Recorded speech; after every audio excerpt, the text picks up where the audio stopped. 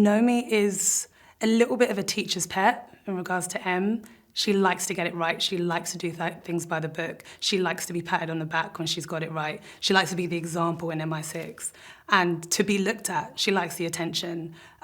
She's slightly cocky. She is very honest, very straight up, a little bit awkward in places. There's really nice scenes of her just saying things at the wrong time or just being overly confident and people not really quite knowing how to react to her, which I think is quite nice. And just as probably one of the only few women, and also women of colour in MI6 and in the 00 programme, she just holds her own and she just doesn't feel any way to be big and bold with all of her decisions.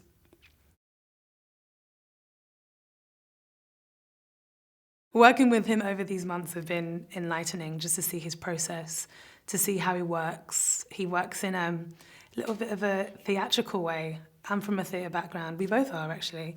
So to see how he prepares, to see just how much detail goes into these scenes, just how much detail goes into Bond.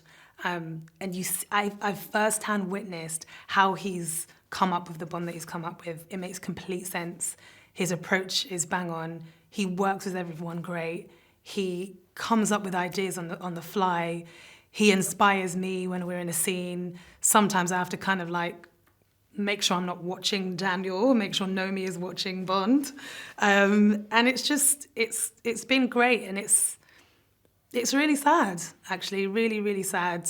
Today, literally, as we're filming this, is the last day, and it feels like the end of an era, but at the same time, it feels like an exciting moment for him because he's really, really done British cinema proud. Being on set with Ralph for the first time, I literally remember thinking, you really match this room.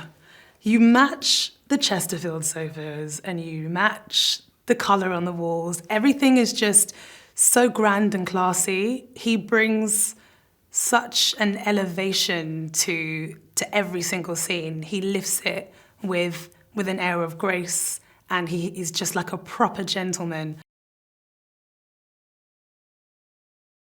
The women that you see in this movie will very clearly reflect the kind of women that are in the world today.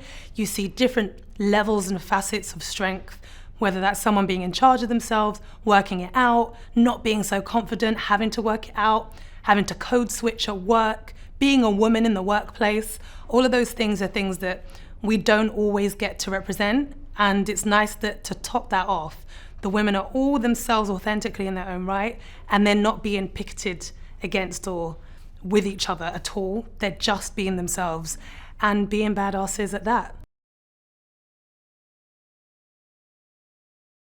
Seydoux is, she very much focused on the fact that we're in a Bond movie. We need to make iconic looks, do you know what I mean? She knows how to make an iconic look. She knows how to create an ensemble that will make you feel like when you look back in 10 years, that was definitely of the year, but it was definitely of the character. So everything's current, but also very shaped to who you're creating. What I'm wearing right now is all 100% created by her brain. Every single last bit of material, everything that was sewn, it was all from her brain. Nothing was, bar the shoes, nothing was shop bought. Everything was literally laid out and sewn, handcrafted. And I think that she really enjoys playing and manipulating materials to accentuate parts of your body and to also make it feel like you're not doing anything for show. So none of this is fashion, it just happens to look good. I think the producers do a really good job at ensuring that they're reflecting the world that we're in right now. Every single time I see a Bond movie, I think, oh, that reminds me of something that's happened in the news, or reminds me of something that happened in this country, which is scary, but also it really, it made me trust my producers even more so, because it reminds me that they have their finger on the pulse at all times.